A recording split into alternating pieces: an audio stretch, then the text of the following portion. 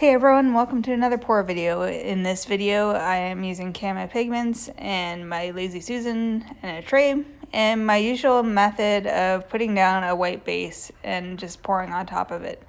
I'm going to be going back to the spray paint method in my next painting, which I'm hoping to do today. But this time around, I thought I'd just, go back to basics. It had been a really long time since I painted.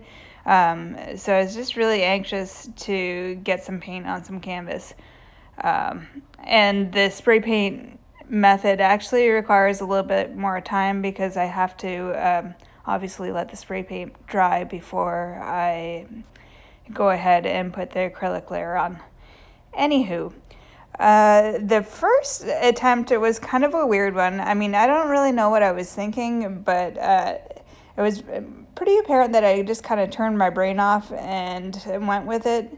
And in retrospect, I might have scraped it off a little too quickly, but I don't know. I just wasn't feeling it at the time, so I scraped it off and started again. By the way, that squeegee I got from like a Dollarama, and it was the best thing ever. Made it really easy to scrape off my mess up.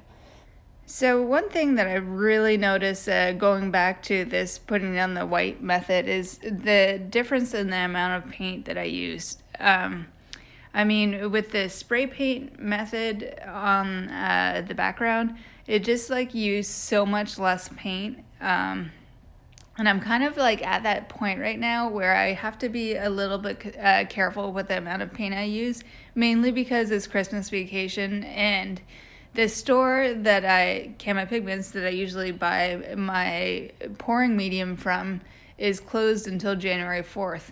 And I specifically bought 4 canvases to do over my Christmas vacation.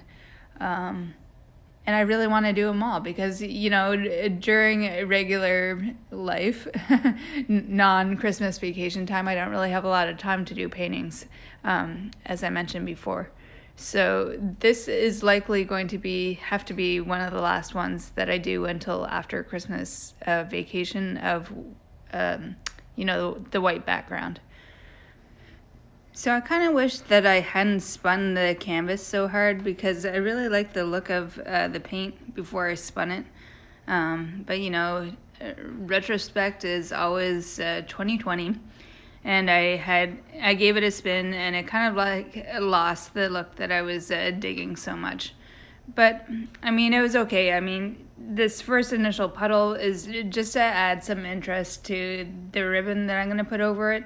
And I can usually cover up the bits that I don't really like with the ribbon.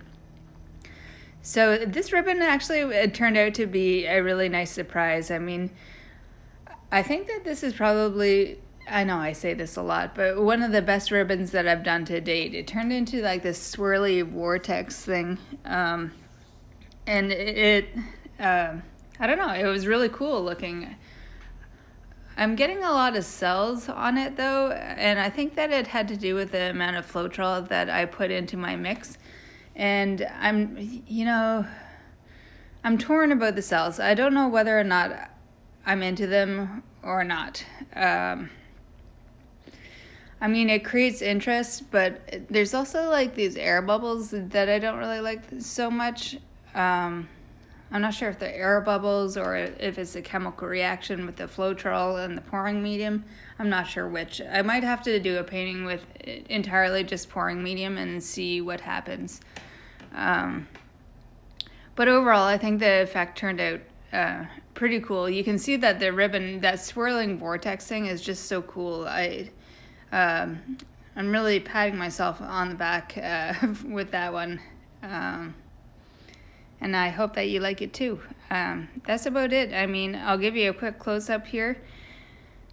There's a lot of little details that I really like that little splash right in the corner there. I really dig a lot. And near the end, I'm going to show you the little twirly thing that I really liked a lot. And I was so glad that I managed to avoid covering it up with the ribbon.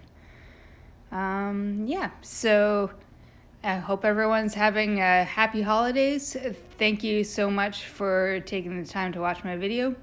I hope you liked it. If you did, remember to hit like and make sure that you've subscribed to my channel. Have a great day. Goodbye.